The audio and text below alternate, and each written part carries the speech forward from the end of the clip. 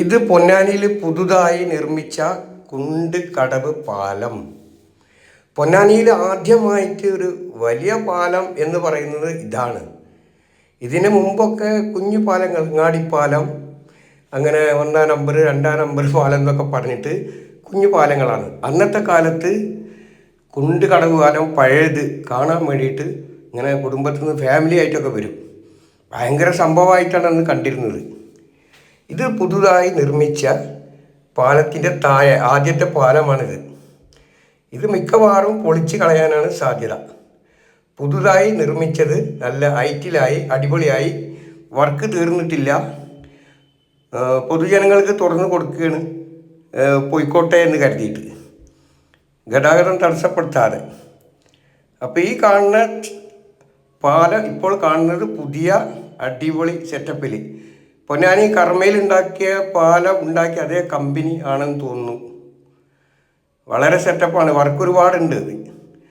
എന്നാലും ഗതാഗതം തടസ്സപ്പെടുത്തിയിട്ടില്ല, അടിപൊളിയാണ്.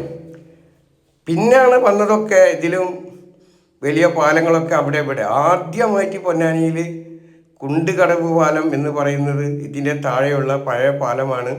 അന്നത്തെ കാലത്ത് ഫാമിലി ആയിട്ടൊക്കെ വളരെ അത്ഭുതമായിട്ടാണ് ഈ താഴെയുള്ള പാലം ആദ്യത്തേത് കാണാൻ വന്നിരുന്നത്.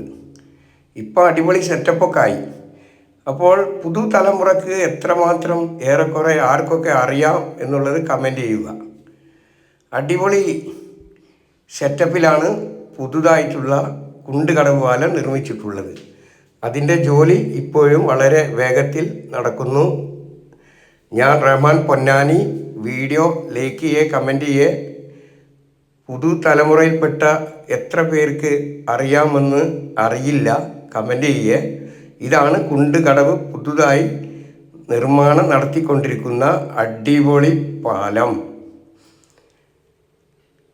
ഇതിൻ്റെ താഴെയാണ് ആദ്യത്തെ കുണ്ട് കടവ് പാലം. അന്നൊക്കെ പൊന്നാനിയിൽ വേറെ ഒരു പാലം എടുത്തു പറയാനില്ലാത്തത് കൊണ്ട് തന്നെ വളരെ അത്ഭുതമായിട്ടാണ് അന്നത്തെ ആളുകളൊക്കെ ഇത് കാണാൻ വന്നത്. അടുത്തൊരു വീഡിയോ ആയിട്ട് വരാം.